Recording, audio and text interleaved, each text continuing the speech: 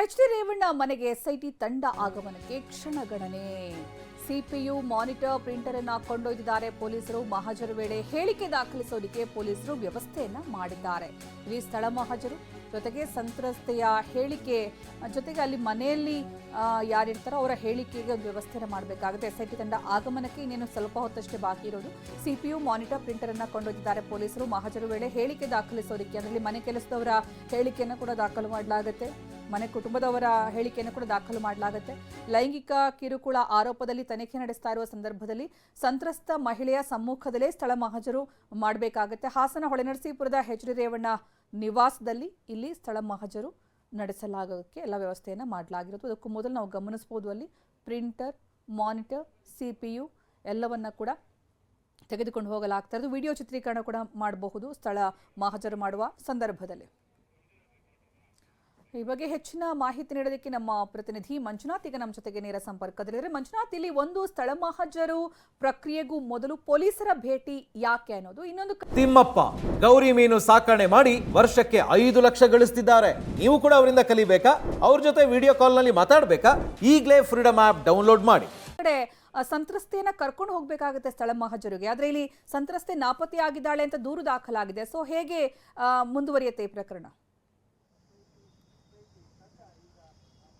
ಸುಕನ್ಯಾ, ಏನು ರೇವಣ್ಣ ಅವರ ವಿರುದ್ಧ ಕೇಳಿ ಬಂದಿರತಕ್ಕಂಥ ಲೈಂಗಿಕ ಕಿರುಕುಳದ ಆರೋಪ, ಇನ್ನೊಂದು ಕಡೆ ಪ್ರಜ್ವಲ್ ರೇವಣ್ಣ ಅವರ ಮೇಲೆ ದಾಖಲಾಗಿರ್ತಕ್ಕಂಥ ಅತ್ಯಾಚಾರ ಪ್ರಕರಣ, ಇವೆರಡೂ ಕೂಡ ತನಿಖೆಯನ್ನು SIT ಮಾಡ್ತಾ ಇದೆ. ನಾವೀಗೇನು ಹೊಳೆನರಸೀಪುರ ನಗರ ಠಾಣೆಯಲ್ಲಿ ಒಂದು ಪ್ರಕರಣ ದಾಖಲಾಗಿತ್ತು ಏಪ್ರಿಲ್ 28ನೇ ತಾರೀಕು. ಅವತ್ತು ಸಂತ್ರಸ್ತೆ ಒಂದು ಕಂಪ್ಲೇಂಟನ್ನು ಕೊಟ್ಟಿರ್ತಾರೆ. ನನಗೆ 4-5 ವರ್ಷಗಳ ಹಿಂದೆ ಅವ್ರ ಮನೆಯಲ್ಲಿ ಕೆಲಸ ಮಾಡ್ತಕ್ಕಂಥ ಸಂದರ್ಭದಲ್ಲಿ ರೇವಣ್ಣ ಅವರು ಹಾಗೂ ಪ್ರಜ್ವಲ್ ರೇವಣ್ಣ ಅವರು ನನಗೆ ಲೈಂಗಿಕ ಕಿರುಕುಳವನ್ನು ಕೊಟ್ಟಿದ್ರು ಅಂತೇಳಿ ಈ ಪ್ರಕರಣಕ್ಕೆ ಸಂಬಂಧಪಟ್ಟಾಗೆ ಈಗ ಕಂಪ್ಲೇಂಟ್ ಕೂಡ ದಾಖಲಾಗಿದೆ. ಮತ್ತೆ SIT ತನಿಖೆ ಕೂಡ ಮಾಡ್ತಾ ಇದೆ. ಆ ಮಹಿಳೆಯ ಜೊತೆಗೆ ಇವತ್ತು ಈ ಸ್ಥಳದಲ್ಲಿ ಸ್ಥಳ ಮಹಜರು ನಡೆಸಲಿಕ್ಕೆ SIT ತಂಡ ಆಗಮಿಸ್ತಾ ಇದೆ.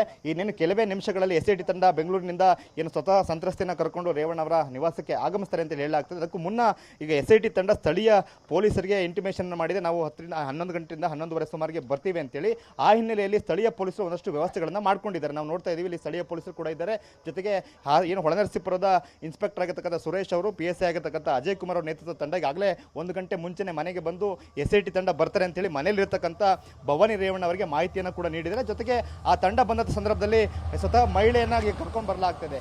ಯಾವ ಮಹಿಳೆ ರೇವಣ್ಣ ಅವರ ವಿರುದ್ಧ ಹಾಗೆ ಪ್ರಜ್ವಲ್ ರೇವಣ್ಣ ಅವರ ವಿರುದ್ಧ ಆರೋಪವನ್ನು ಮಾಡಿದರೆ ಆ ಮಹಿಳೆಯನ್ನ ಕರ್ಕೊಂಡು ಬರ್ತಾರೆ. ಆ ಹಿನ್ನೆಲೆಯಲ್ಲಿ ಒಂದಿಬ್ಬರು ಮಹಿಳಾ ಪೇದೆಗಳನ್ನು ಕೂಡ ಕರ್ಕೊಂಡು ಬಂದು ಒಳಗಡೆ ಕಳಿಸಲಾಗಿದೆ. ಜೊತೆಗೆ ಆ ಮಹಜರ್ ಸಂದರ್ಭದಲ್ಲಿ ಹೇಳಿಕೆಯನ್ನು ದಾಖಲು ಮಾಡಲಿಕ್ಕೆ ಮತ್ತು ಅದನ್ನು ಟೈಪ್ ಮಾಡಲಿಕ್ಕೂ ಕೂಡ ಬೇಕಾಗಿರ್ತಕ್ಕಂಥ ವ್ಯವಸ್ಥೆಗಳನ್ನು ಕೂಡ ಮಾಡ್ಕೊಳ್ಳಲಾಗ್ತಾ ಇದೆ. ಸೊ ಅಲ್ಲಿ ಕಂಪ್ಯೂಟರ್ ಇರ್ಬೋದು, ಮಾನಿಟರ್ ಇರ್ಬೋದು, ಹಾಗೆಯೇ ಪ್ರಿಂಟರ್ ಇರ್ಬೋದು, ಎಲ್ಲವನ್ನು ಕೂಡ ಈಗಾಗಲೇ ತಂದು ಸಿದ್ಧತೆಯನ್ನು ಮಾಡ್ಕೊಂಡಿದ್ದಾರೆ. ಸೊ ಇದು ಏನು KR ನಗರದಲ್ಲಿ ದಾಖಲಾಗಿರ್ತಕ್ಕಂಥ ದೂರೇ ಬೇರೆ ಸುಕನ್ಯಾ, ಇಲ್ಲಿರ್ತಕ್ಕಂಥ ದೂರೇ ಬೇರೆ. ಇಲ್ಲಿರ್ತಕ್ಕಂಥ ಮಹಿಳೆ ನಾನು ಮನೆಯಲ್ಲಿ ಕೆಲಸ ಮಾಡ್ತಿರ್ತಕ್ಕಂಥ ಸಂದರ್ಭದಲ್ಲಿ ನನಗೆ ಲೈಂಗಿಕ ಕಿರುಕುಳವನ್ನು ನೀಡಿದ್ರು ಅಂತೇಳಿ ರೇವಣ್ಣ ಅವರ ವಿರುದ್ಧ ಹಾಗೆ ಪ್ರಜ್ವಲ್ ರೇವಣ್ಣ ವಿರುದ್ಧ ದೂರನ್ನು ನೀಡಿದ್ರು.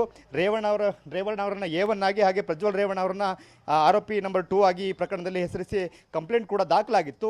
ಸೊ ಈ ಪ್ರಕರಣದ ಸಂಬಂಧಪಟ್ಟಾಗೆ ಏನು ಸಂತ್ರಸ್ತ ಮಹಿಳೆಯನ್ನ ಏನು ಬೆಂಗಳೂರಿನಲ್ಲಿ ನ್ಯಾಯಾಧೀಶರ ಮುಂದೆ ಹೇಳಿಕೆ ಆದ ನಂತರ ಈಗ ಸ್ಥಳ ಮಹಜರಿಗೆ ಕರ್ಕೊಂಡು ಬರ್ತಾ ಇದ್ದಾರೆ. ಇನ್ನೇನು ಕೆಲವೇ ಕ್ಷಣಗಳಲ್ಲಿ SIT ತಂಡ ಆ ಮಹಿಳೆಯ ಜೊತೆಗೆ ರೇವಣ್ಣ ಅವರ ನಿವಾಸಕ್ಕೆ ಆಗಮಿಸ್ತಾರೆ. ಸೊ ಇಲ್ಲಿ ಆಕೆಗೆ ಕಿರುಕುಳ ನೀಡಲಾಗಿತ್ತು ಅಂತಕ್ಕಂಥ ಏನು ಆರೋಪ ಇತ್ತು, ಹಾಗೇನು ಸ್ಥಳದಲ್ಲೇ ಆಕೆ ಜೊತೆಗೆ ಸ್ಥಳ ಮಹಜರು ನಡೆಸೋ ಮೂಲಕ ಒಂದಷ್ಟು ಮಾಹಿತಿಯನ್ನು ಕಲೆ ಹಾಕೋ ಮೂಲಕ ಅಥವಾ ಸಾಕ್ಷಿಗಳಿದ್ರೆ ಸಾಕ್ಷಿಯನ್ನು ಸಂಗ್ರಹ ಮಾಡ್ತಕ್ಕಂಥ ಪ್ರಕ್ರಿಯೆ ಈಗ ನಡೀತದೆ ಸುಕನ್ಯಾ.